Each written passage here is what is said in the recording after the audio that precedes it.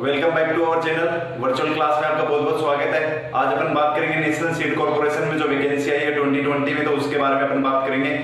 क्या सिलेबस रहता है, डिफरेंट जो मैनेजमेंट ट्रेनिंग पोस्ट है उसके लिए अपन सारा जो भी ब्रांचेज है उनके लिए सिलेबस का बात करेंगे। तो किस प्रकार का पेपर का लेवल रहता है, किस प्रकार के क्वेश्चन पूछे जाते हैं, कितना पोर्शन स्टैटिक जीके का पूछा जाता है, कितना जो आपका कोर्स से रिलेटेड है जैसे एग्रीकल्चर इंजीनियरिंग है तो उसमें कितना पूछा जाता है, सिविल का कितना पूछा जाता है, कौन कौन से पार्ट आता है। तो आज सिलेबस के बारे में अपन पूरा डिस्कस करेंगे। एग्जाम के पैटर्न के बारे में, कितने मार्क्स का रहता है, कितना टाइम एग्जाम में रहता है, तो अपन सारा डिस्कस करेंगे। तो जैसा कि आपको पता है बीएससी वाले, बीटेक वाले, एमबीए वाले सारे इस फॉर्म को भर सकते हैं। तो ये अपना मैनेजमेंट ट्रेनिंग का पोस्ट जो रहता है उसके अंदर पेपर के अंदर दो सेक्शन आते हैं। पहला सेक्शन रहता है जो वो आपका 70 मार्क्स का आएगा, दूसरा सेक्शन है वो 30 मार्क्स का आएगा। तो ये जो सेक्शन रहता है आपका जो भी एरिया रहता है, जैसे बीएससी किया तो आपका उससे फील्ड से रिलेटेड रहेगा 70 मार्क्स, बीटेक किया तो उस फील्ड से रिलेटेड रहेगा, एमबीए किया तो उस फील्ड से रिलेटेड रहेगा। तो सेक्शन ए आपका 70 मार्क्स का आएगा। डिफरेंट सेक्शंस के बारे में अपन बात करेंगे किस प्रकार से आएगा।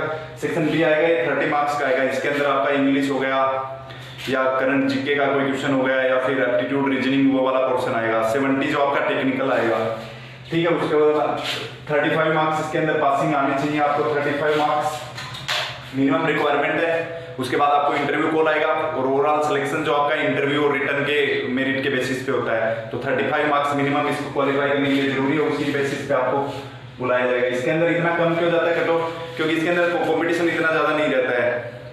तो अभी आप इसके लिए अप्लाई कर देंगे तो और एग्जाम इसका ज्यादा टफ नहीं रहता है। जो इसका लेवल रहता है 20% क्वेश्चन आते हैं जो इजी लेवल के आते हैं, 40 का एवरेज, और 40% है जो थोड़ा सा टफ लेवल के आते हैं। तो न्यूमेरिकल्स नहीं आते हैं इसके अंदर, इंजीनियरिंग वगैरह है उससे न्यूमेरिकल नहीं आते हैं, वो थ्योरेटिकली पार्ट रहता है। तो टफ बोल नहीं सकते अपन उसको ज्यादा। कुछ आपने अगर पूरा सिलेबस पढ़ा है तो कुछ भी टफ नहीं है आपके लिए, आसानी से आप अटेम्प्ट कर सकते हैं। तो उसके लिए मटेरियल मैनेजमेंट है जो इसका 70 मार्क्स वाला जो पार्ट है उसको अंदर डिवाइड करते हैं। उसके अंदर क्या क्या आता है, तो मटेरियल मैनेजमेंट से जो भी अप्लाई करेगा मैनेजमेंट ट्रेनिंग के लिए उसमें एग्रीकल्चर आता है 50%, जनरल एग्रीकल्चर जो आपको सारा कवर करेगा, हॉर्टिकल्चर है बेसिक्स, जनरल एग्रीकल्चर स्टैटिस्टिक्स का डाटा है सब वो, और जो भी मटेरियल मैनेजमेंट इससे जो मैन टेक्निकल होगा उससे 50% आएगा आपका, जो भी आपका ग्रेजुएशन रहेगा उसके बेसिस पे।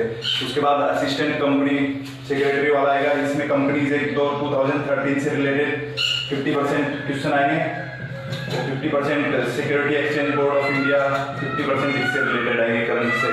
फिर प्रोडक्शन जनरल वाला है उसके अंदर भी एग्रीकल्चर आएगा आपका 40%, और प्लांट ब्रीडिंग, एग्रोनॉमी और सीड टेक्नोलॉजी आएगा 60% क्वेश्चन आएंगे। 70 मार्क्स के आएंगे, 30 मार्क्स वाला ये आपका फिक्स है, ठीक है। उसके बाद प्लांट प्रोटेक्शन और सीड प्रोटेक्शन इसके अंदर दोनों के अंदर सेम आएगा। टेक्नोलॉजी आएगा 30%, एंटोमोलॉजी 30% और एग्रीकल्चर आएगा आपका 40%। जनरल एग्रीकल्चर की बात हो रही है, ठीक है। उसके बाद में हॉर्टिकल्चर से स्पेसिफिक आप अप्लाई करेंगे तो 60% हॉर्टिकल्चर आएगा और 40% जनरल एग्रीकल्चर आएगा।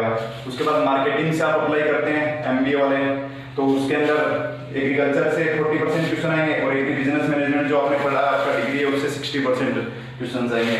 फिर एचआर मैनेजमेंट वाला ही आपका, तो उसमें एचआर, इंडस्ट्रियल लॉ, इनसे रिलेटेड ही आएंगे 100% क्वेश्चन। और उसके बाद F&A तो फाइनेंस से रिलेटेड आएंगे इसके अंदर 60, जीएसटी से रिलेटेड 20% क्वेश्चन और डायरेक्ट टैक्स से रिलेटेड आएंगे 20% क्वेश्चन। तो दोस्तों ये है इसके सिलेबस के बारे में। तो जनरल तो आपको क्वांटिटी आप अगर कोई भी तैयारी कर रहे हैं तो वो वहां से हो जाएगा आपका। बाकी टेक्निकल आपका एग्रीकल्चर इंजीनियरिंग का बात करेंगे तो 100% एग्रीकल्चर इंजीनियरिंग आएंगे, तीनों डिपार्टमेंट आपके। फार्म मशीनरी हो गया, उसके बाद में फूड टेक्नोलॉजी वाला हो गया, फूड साइंस, उसके बाद आपका सोइल एंड वाटर हो गया।